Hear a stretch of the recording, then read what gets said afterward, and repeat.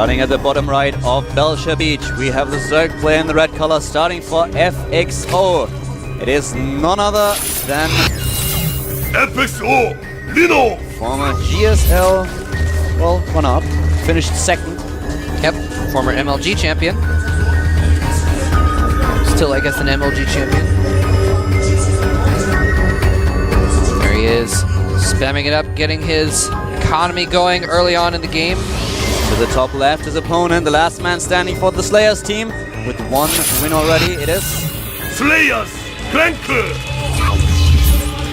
Slayers Crank. And I do remember that last time when Crank played, I went and asked Sella about him and where he was in the team, and he said he was, you know, he wasn't the top player on the team, but he said he was like in the top few, you know, top half of the team basically.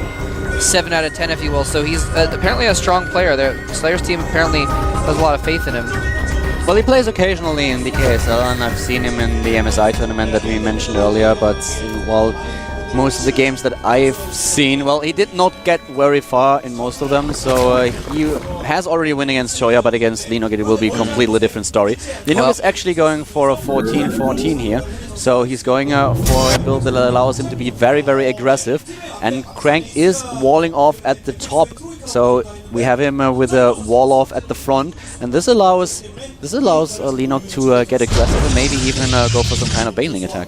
Yeah, Linok is definitely apt to, or not apt, but he's definitely likely, or at least someone who you can sometimes see him going for those early roach attacks. It's kind of one of the vulnerabilities of the Forge Fast Expand. If your opponent does that as a Zerg player, you need to either A, get a third base quickly in order to match their economy, or B, punish them for going for a quick economic build, and Linok can do either one. You never know what he's going to do. He's equally liable to do either.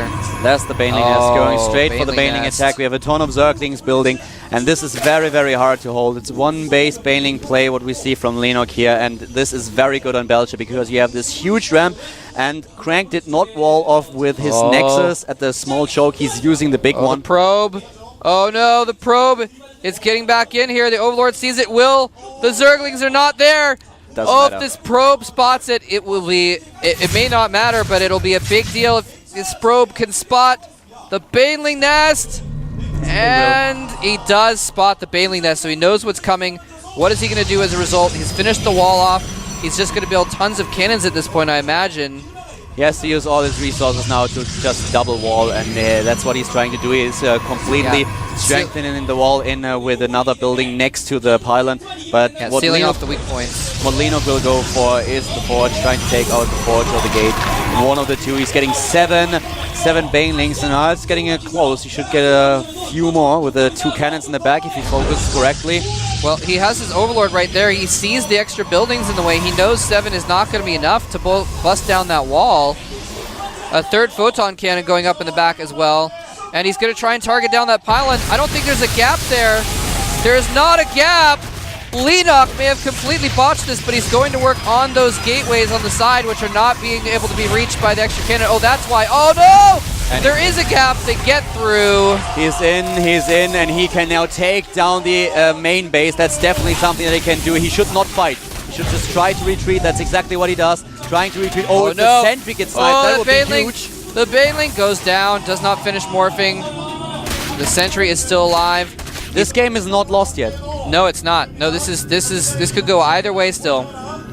He needs to do some pressure. He has speed, which is very important here, and he's trying to get a Stalker. And at the same time, Linok, he needs to do some damage. We have him with 3 workers killed, and this is not a lot. We have, at this point in time, 18 probes against 20 harvesters, but 2 base against 1. A Baneling being morphed. This Baneling needs to do some damage. Nice by Linok, splitting his units, morphing 1 Baneling, trying to act as a diversion. Here comes that Baneling. Is he going to see it?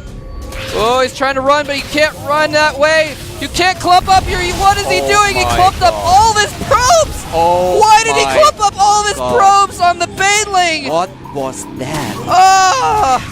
And of course, all of them were very badly damaged, so the Zerglings could polish them off with just a couple hits.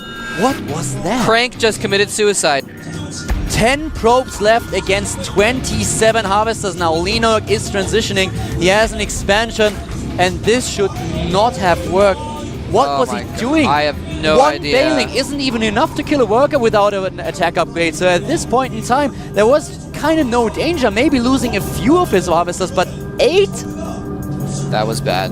In total, he lost 11, so 14, sorry. Yeah, so, and he lost 4 or 5 before, so that means that Baneling and the Zerglings along with it killed about 10. Wow, so that was an epic fail by Crank right there. He saw the Baneling, and instead of running away from it, he ran his probes. He just sent them all basically mineral walk to his expansion as if that was an escape, but instead it grouped them up for that Baneling to hit them all. He also had a couple of probes to the right side, and he completely merged moved them all in. of them. He merged all of them at one point. He like he was saying, unsplit. okay, please attack them, please kill them. It was the anti-split. And of Linok course, was even waiting. He was waiting a little bit. He did not detonate the Baneling immediately in order to take down at least a few of them. He was waiting, and then suddenly he was in a position where he could reach every single one. well, Crank is trying to transition out of this, but here's the thing, Keldor, is after that initial Baneling attack, Linok did not make any additional forces. He didn't rally Lings once he saw that wall. He got an expansion and he droned. So he has double the harvester count of Crank, and that is really the worst situation for He Crank has to the be tech in. as well. He's going now. He just finished layer tech. We have him with the 2 spine crawlers at the front, just in order to be on the safe side. And, well, he also has the Roach Warren. So with the Overseer that he's morphing at his opponent's base now, he will be able to spot everything that's going on for Slayer's Crank, will be able to read him completely. And we have a Stargate coming against the Spire that just has been started by Reno. Didn't scout it, though. Did not scout the Stargate. Nope. He doesn't know that is there, but he's getting a Spire anyway, so he's going to be able to deal with any air units pretty well. Regardless, he's not going to be caught without air abilities. He is making some... Well, never mind. He's not actually making roaches yet. Double Stargate play. Double Stargate play by Crank. That's the gamble that he takes now. He knows that he's behind, and he's trying to make up for it with a double Stargate play. And this time is the Overseer seeing it. Yes, he does. He knows that. Yep. He sees it, he knows it, and he cancels the Spire and goes for the Infestation Pit immediately. Yes. Starting with additional Queens and the Hydra then. This is the perfect response. As soon as the Overseer is dead, Crank cancels the second Stargate as well. So, not necessarily just going to get slaughtered here. He already has the 1 completed, so he's going to continue making some Phoenixes in order to scout and do some harassment. That's a very smart play, though, by Crank.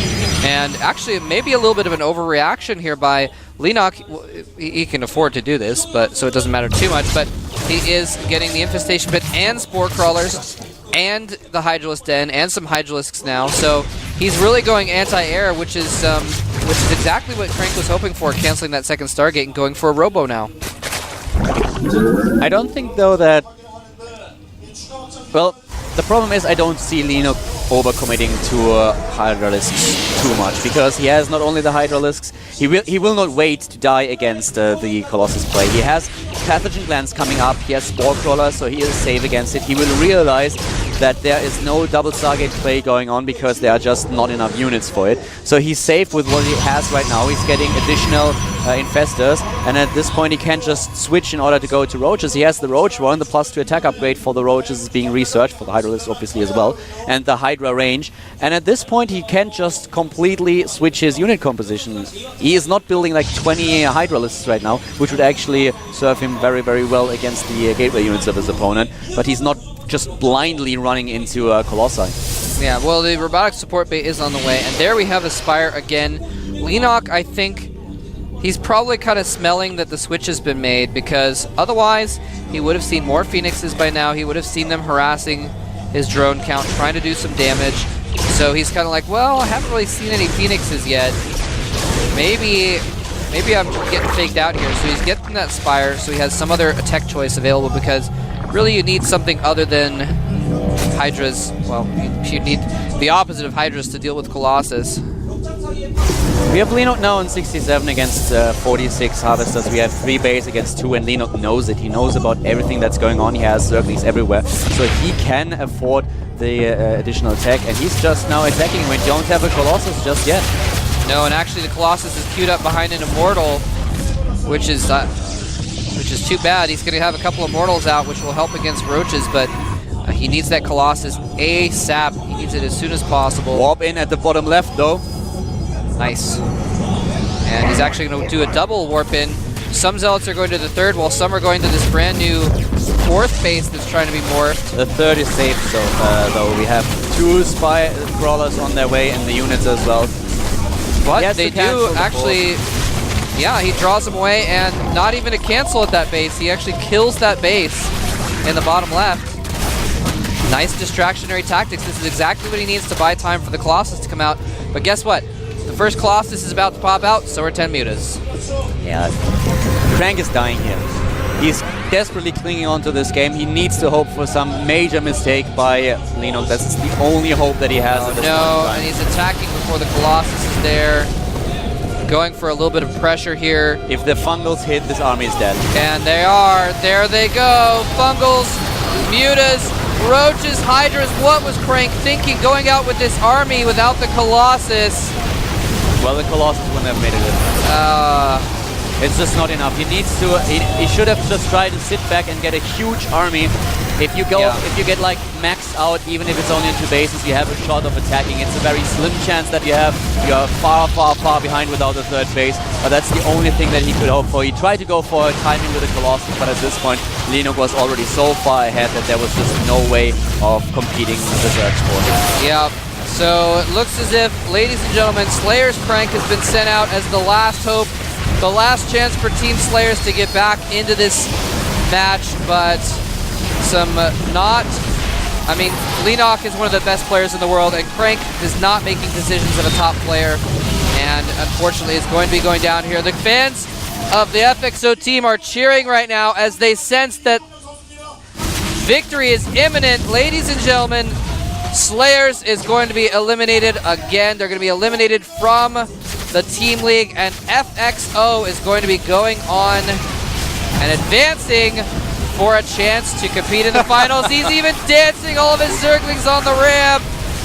Oh man, that Colossus is having a field day though, but I don't think it matters at this point. And he's dancing again. He does not care. Doesn't even care. GG! GG! Slayer's Crank is leaving the game. Troy is very happy there. Reminds me of the song Slayer's by... bench looking sullen.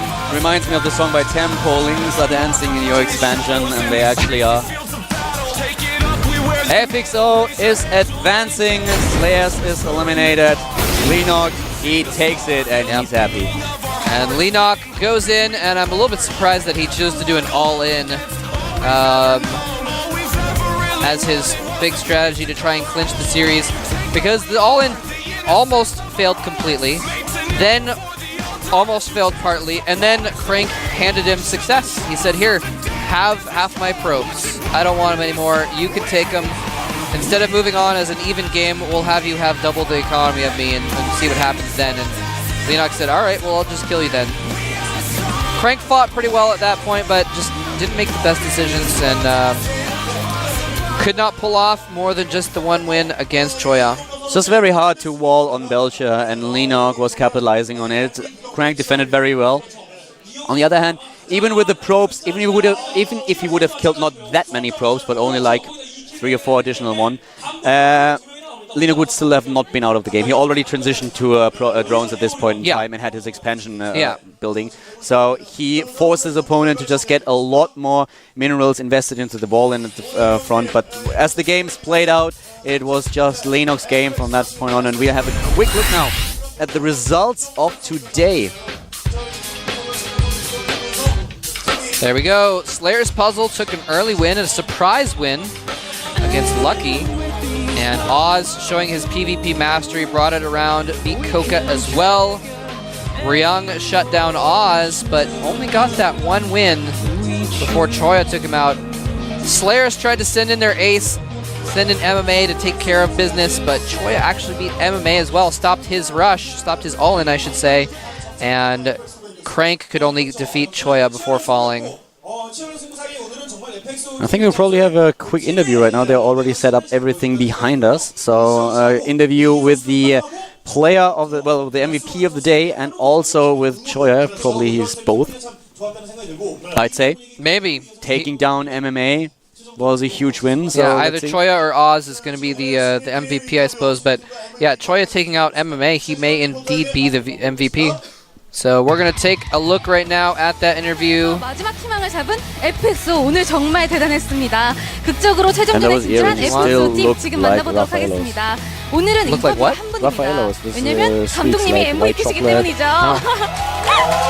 Alright, Choya is the MVP. 오늘 승리하셨는데 너무 and the coach, so just going to do one interview for both. 최고예요, 역대. 그냥 예전에 잘하고 있을 때 코데스 8강 갔을 때도 이것보단 안 기뻤는데 라스베가스 가려면 4가지 관문이 있는데 그중에 한 가지 관문을 제 힘으로 어느 정도 좀 도움을 준 것 같아서 정말 기쁜 것 같아요. 네, 감독님 오늘 정말 He said that he's even more happier than when he was in Code S round 8 last year. 이제 복수와 또 최종전 진출 두 가지 토끼를 다 And he feels great that he's a little bit closer to Las Vegas. The team definitely wants to go there. Just had a chat with Unstable and a few of the players just a couple of days ago. They really want to go and they will put in their best effort in order to make it happen. Who wouldn't? It's going to be an awesome event. 보니까 리드도 잘 맞아 떨어지고 선수들 준비도 괜찮아가지고 이긴 것 같아요. Last time Team FXO lost to Slayers, so they really wanted to win today. And he feels a little bit lucky that he build worked out today. 어떠세요? Referring to the match on Come Before the Storm against Ryung, obviously, where he built a proxy Colossi. 타이밍이 맞질 않았어요. 테란전 자신 있어가지고 나가려고 했는데 뒤에 선수들이 웃지만 정말 열심히 준비했어가지고 이번에 보여준 것 같아서 정말 기뻐요. He was confident against Terran players and really practiced playing against MMA. So his teammates laughed when he won against MMA, but he practiced quite hard. 네, 많은 행운 안겨주신 것 같고 저런 분을 이렇게 현장에서 뵙게 돼서 참 영광이고요. 프로토스 요새 버프 많이 해주셔서 He's very honored to meet my Mohan today. 전화드리고 싶어요. And he thinks that he brought that 이제 team luck 다음 today. 주 경기에서는 OGSTL과 만나게 됩니다. 두 팀 중 한 팀만이 4강에 진출하게 되는데 박상익 감독님께 한마디 해주시죠. 제가 상익이 형한테 농담으로 그랬어요. the earrings. 플레이어스전 이기고 올라가면 플레잉으로 다시 They have a different kind of popcorn here. I'm surprised that they don't have Zaffaello in 있으시면 플레잉으로 America. 보지 They may. I'm not a candy connoisseur. 잘해요. 근데 저희가 다음 주에 학수가 없어요. 학수를 제가 MLG를 보내기로 판단해가지고 학수를 보낼 거거든요. 그래서 에이스 한 장 떼고 한다고 생각하시는 분들 있을 건데 학수 없어도 충분히 이길 수 있으니까 학수가 그런 걱정 안 하고. Yeah, so Choi is saying that they're playing OGS next, and he really wants OGS to win, the coach of OGS, to become a player coach again so that he can face him. MVP로서 이렇게 인터뷰하시는 거 정말 really wants 최초인데 coach battle. 마지막으로 팬들께 하고 싶은 말 있으시면 이 자리에서 해주시죠. Coming to his 에 fans. 대한 압박에 많이 시달렸는데 그래도 믿고 끝까지 응원해 주셔서 정말 감사드리고요. Whatever he just said, I heard some of the fangirls go, "Aww." 예선에서 홍승표 코치님한테 떨어지고 정신을 차렸어요. He was considering retiring as a player, but his fans told him to keep on playing. 감사드린다는 말씀 전해드리고 싶습니다. And their support helped him to practice a lot. 오늘 MVP 정말 다시 한번 축하드리고요. It paid off. 네. It does. 최종전에 진출한 FXO 팀을 만나봤습니다. 저는 내일 다시 인사드리겠습니다. 박상현 캐스터. It's always great to hear a story like that where a player gets support from their fans and inspires them to greatness. And Choya, in this case, coming back and even getting into Code A this season, leading his team to a victory in the team league today. Very, very awesome. Yeah, great. He definitely made it happen, beating Ryung, beating MMA, and from this point on, they were in the lead with 4-2, and suddenly it was Leenock and Gumiho against Crank. Yep. And Leenock was able to take the victory there. So Crank put up a good fight, but was not able to do it. Slayers put up a good fight. You know, it wasn't a complete wipeout. It was 5-3 was the final score. Here is the schedule. We're going to have, coming up next week, Slayers. Wait, no, I'm sorry, that was last week. OGS TL versus FXOpen is last week on the bottom of your screen. And they're going to be playing against, then on the other side, StarTale is going to be playing against the winner of tomorrow's match, which is NS Hosa versus Incredible Miracle. Yep, another team battle tomorrow, and guys, don't forget that tomorrow the match will start at 2 p.m. KST once again, which is 6 a.m. in Europe. Yep, it's going to be 2 a.m., 10 p.m. Pacific, 1 a.m. Eastern in the United States. So it's nice early time. Hey, if you're in California where I'm from, you can watch it in the evening. You don't have to stay up too late for the weekend events. It'd be awesome.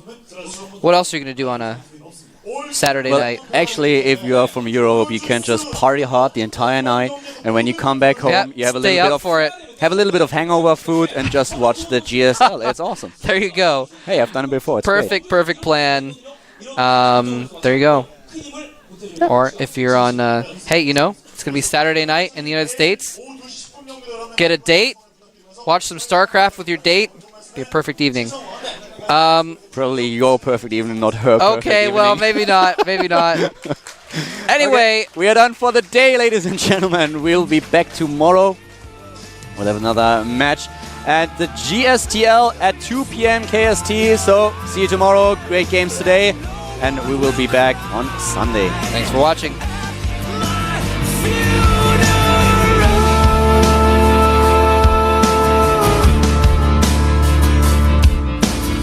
I know some things that you don't.